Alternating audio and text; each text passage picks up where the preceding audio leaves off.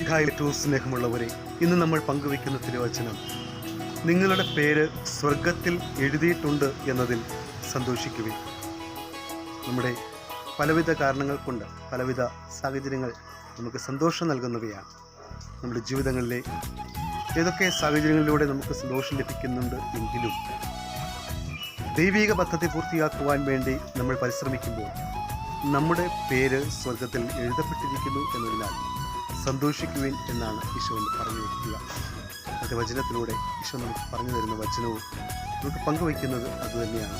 ശിഷ്യന്മാരെ തൻ്റെ ദൗത്യത്തിലൂടെ ഭൂമിയിലൂടെ തൻ്റെ ദൗത്യം നിറവേറ്റുന്നതിന് വേണ്ടി പറഞ്ഞയച്ച് അതിൻ്റെ പരിണിത ഫലം കണ്ട് മനസ്സിലാക്കിയ ഈശോ എന്ന് പറയുക, നിങ്ങൾ മറ്റൊന്നിനെയും ഓർത്തല്ല സന്തോഷിക്കേണ്ടത്, നിങ്ങളുടെ പേര് സ്വർഗത്തിൽ എഴുതപ്പെട്ടിരിക്കുന്നു എന്നുള്ളതായിരിക്കും സന്തോഷം. നമ്മുടെയൊക്കെ ജീവിതങ്ങളിൽ ആ ഒരു സന്തോഷത്തെ സ്വീകരിക്കുവാൻ തക്കവണ്ണം നമ്മൾ സ്വർഗീയ പദ്ധതിക്ക് നമ്മൾ അനുരൂപരാകുന്നുണ്ട് എന്നുള്ളത് ശ്രദ്ധിക്കേണ്ടതുണ്ട്.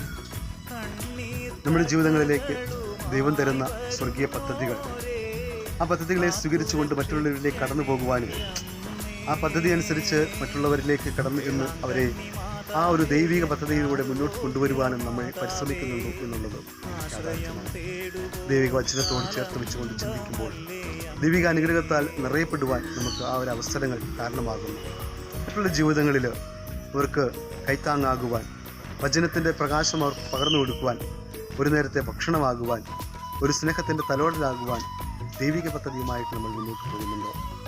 സർവോപരി ഈശോയെ മറ്റുള്ളവർക്ക് കൊടുക്കുവാൻ നമ്മൾ പരിശ്രമിക്കാറുണ്ട്.